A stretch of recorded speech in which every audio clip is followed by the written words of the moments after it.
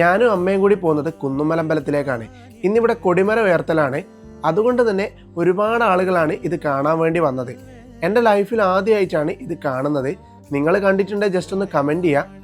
അങ്ങനെ കൊടിമര ഉയർത്തുകയൊക്കെ ചെയ്ത് ഞങ്ങൾ രണ്ടാളും കൂടി നേരെ അന്നദാനം കഴിക്കുന്നിടത്തേക്ക് പോയി. നല്ല തിരക്കുണ്ട്.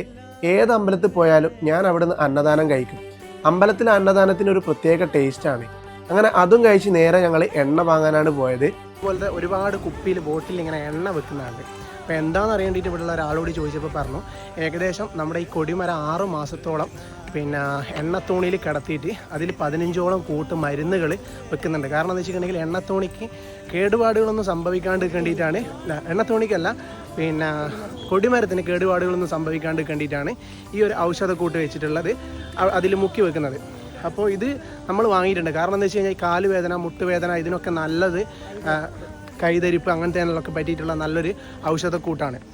അപ്പോൾ ഇത് വെച്ചിട്ട് പുരട്ടി കഴിഞ്ഞ് കഴിഞ്ഞാൽ വേദനയൊക്കെ മാറുമെന്നാണ് പറഞ്ഞത്. അപ്പോൾ ഇതുപോലുള്ള എണ്ണ വാങ്ങി യൂസ് ചെയ്തവരാണെങ്കിൽ ജസ്റ്റ് ഒന്ന് കമൻറ്റ് ചെയ്യുക. ഇതേപോലുള്ള വീഡിയോസിന് വേണ്ടി എൻ്റെ പേജ് ഒന്ന് സബ്സ്ക്രൈബ് ചെയ്യാൻ മറക്കല്ലേ.